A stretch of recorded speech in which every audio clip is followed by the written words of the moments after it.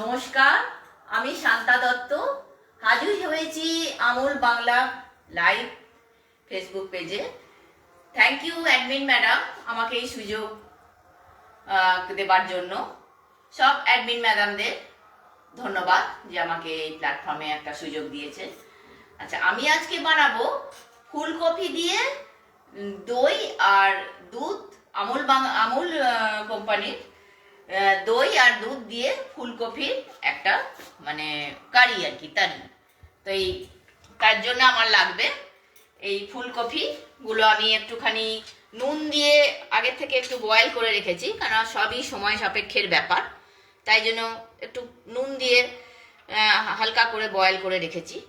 আর আমি নিয়েছি আমুলের পিওর ঘি, আমুল কোম্পানির, আর আমুলের মিল্ক, আমুল দইটা একটু বার করে রেখেছি আগে থেকে, আর আমুলের বাটার, এটা একটা লাস্টে দেব। আর আমুল কোম্পানির আর একটা ক্রিম নিয়ে এসেছি আমি, এই আমুল কোম্পানির। এই সবগুলো দিয়ে আমি ফুলকপির একটা কারি বা তারি ওরকম বানাবো। তো ফার্স্টে আমি একটুখানি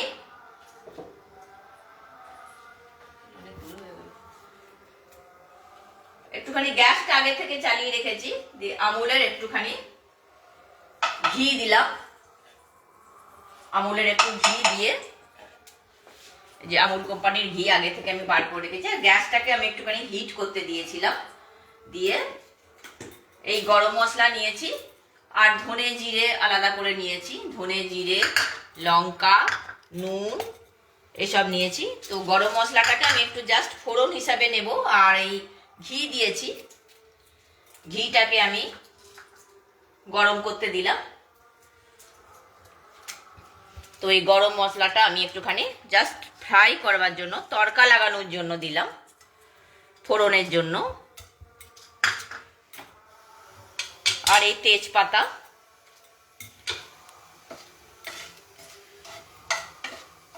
এই আমি একটুখানি দিলাম।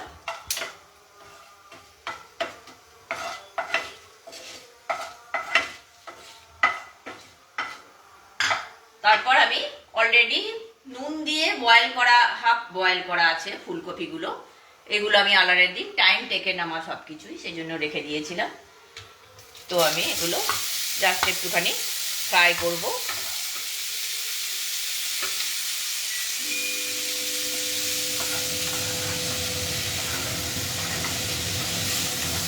একটুখানি এরকম করে ফ্রাই করলাম।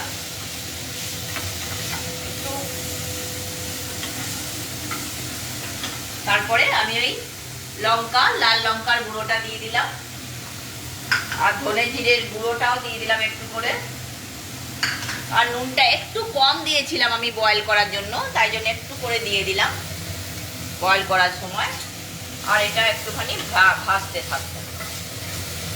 আধা আমার বয়েল অলরেডি করা ছিল, কিন্তু আধা আবার করছি। একটু ঘি দিয়ে দিলাম এই জন্য যে শুষে নিচ্ছে, তো এই ঘি একটু দিয়ে দিলাম আমুলের।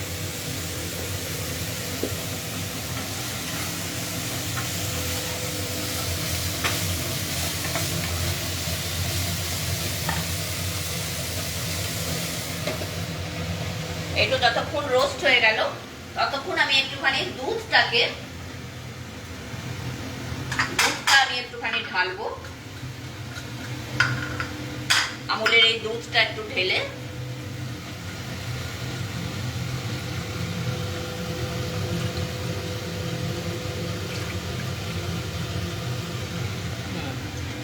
এই দুধ আমি একটু ঢেলে নিলাম। আর তার মধ্যে একটুখানি গোলমরিচ দিয়ে দিলাম। এই ব্ল্যাক পেপার ছিল আমার আগে থেকেই, এই ব্ল্যাক পেপারটা একটু দিয়ে দিলাম।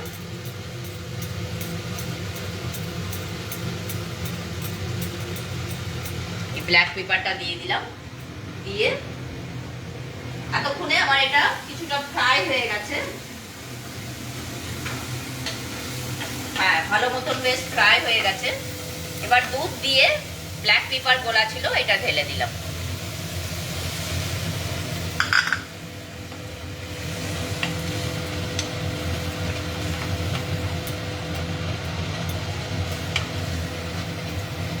যদি খুব ঝোলবালা করি তাহলে আমি আরেকটু দুধ দেব, কিন্তু আমি এটা একটুখানি বেশি ঝোল রাখতে চাই না, তাই জন্য এটা কমই দুধ দিলাম। বেশি দিতে হলে আমার আরো আমুলের দুধ আছে স্টকে, সেই আমুল দিতে পারতাম, তো আমি যাই হোক কমই দিলাম।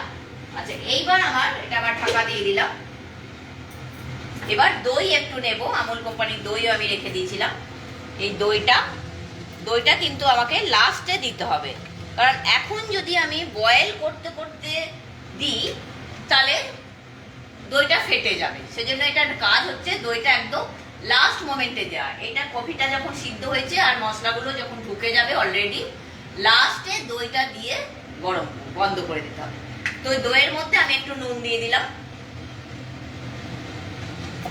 আর একটু মশলাও দিয়ে দেবো, বা লঙ্কা যদি থাকে, লঙ্কা আমার একটু আছে, গুঁড়ো লঙ্কা, আর এর মধ্যে কাঁচা লঙ্কাও দেওয়া যেতে পারে। এটা ভালো করে ফেটিয়ে নিতে হবে।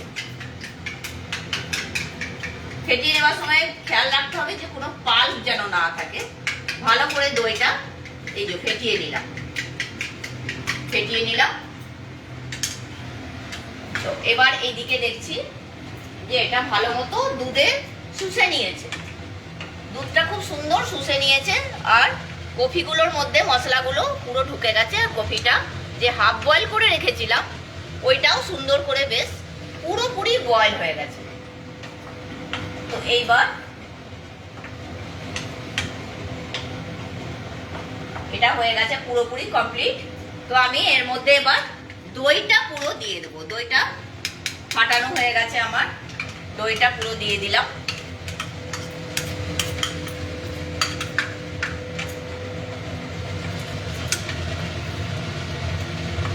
দইটা এবার পুরো দিয়ে দিলাম।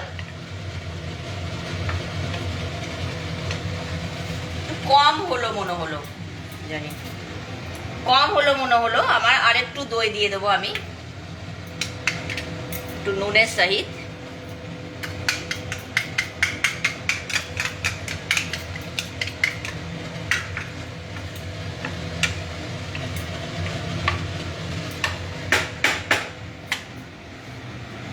তো আর একটু দই আমি দিয়ে দিলাম, কারণ এটা দই আর দুধ দিয়ে মিক্সড সবজিটা হচ্ছে, সেটা দইয়ের পার্সেন্টেজটা একটু বেশিই দিতে হবে। তো দই দিয়ে এটা আমি দিয়ে দিলাম। আচ্ছা, এইবার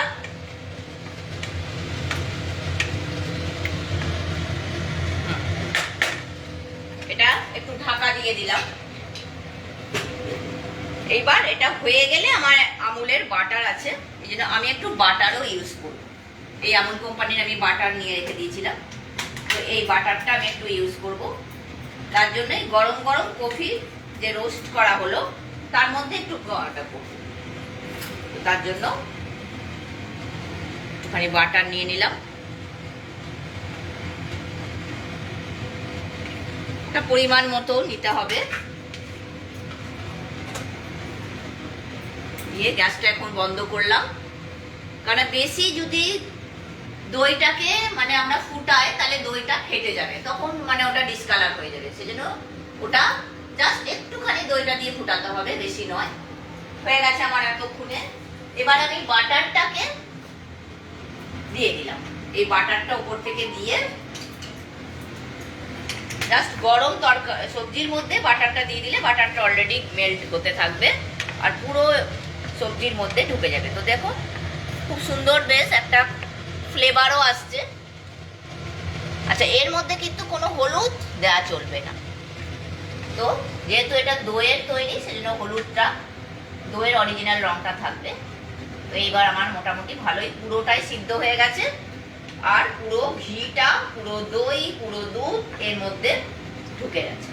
তো এই আমার হয়ে গেল ফুলকপির দই দুধ দিয়ে ফুলকপির কারিওয়ালা সবজি। তো আমি এবার এটাকে একটা বাউলের মধ্যে রাখছি।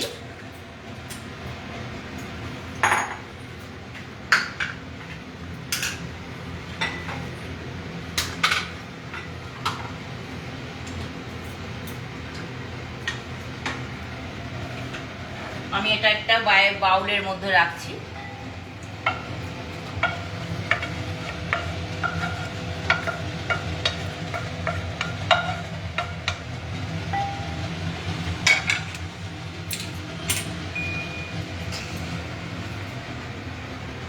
এই আমার ফুলকপির দই দুধ দিয়ে কারিওয়ালা সবজি, যার মধ্যে একটুখানি রসও থাকবে, ঝোল আর কি থাকবে, আর এর ফ্লেভার দুধের বা দইয়ের থাকবে, আর ফুলকপিটা। তো এই আমার হয়ে গেল দই দুধ দিয়ে ফুলকপির সবজি। নমস্কার। আমার যদি ভিডিওটা ভালো লাগে তাহলে আপনারা লাইক কমেন্ট করবেন। আজকের মতো বিদায় হচ্ছি, আবার নেক্সট ভিডিওর সাথে নেক্সট সময় দেখা হবে। তো চলি, টাটা।